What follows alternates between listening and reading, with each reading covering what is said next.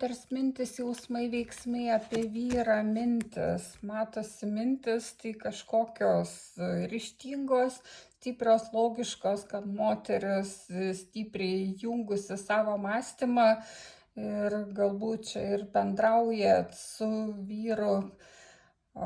įvairiom tokiom temom, kurios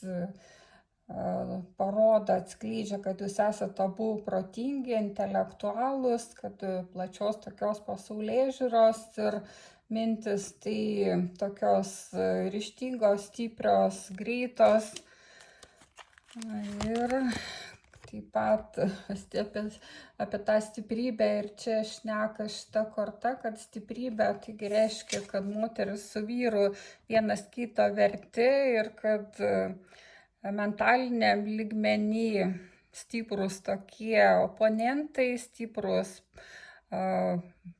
bendraminčiai, kad turit daug įvairių tokių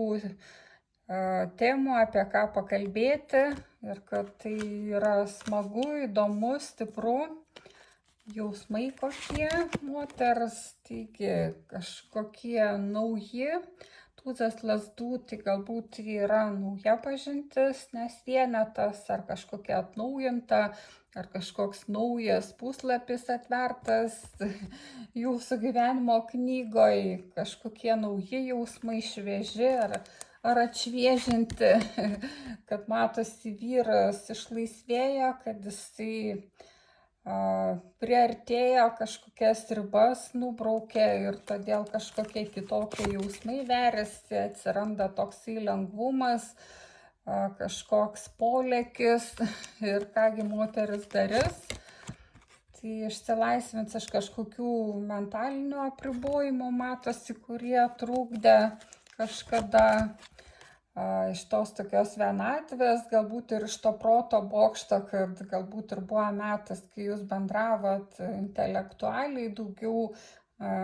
savo žinias, išmintį, protą vienas kitam parodėt, bet kad bus išeita iš to išsilaisvinta, netikėtai, kai bokštas, tai vyks kažkoks išlaisvėjimas ir matosi karalienė monetų, taigi ir buvo skaitimas apie vyrą, kad jisai karalius monetų ir moteris karalienė monetų, taigi kažkoks materialus pagrindas, kažkoks rimtas požiūris, laukia tikrai tokie suderinti veiksmai, kažkokie šeimyniški, ilgalaikiai, gražūs.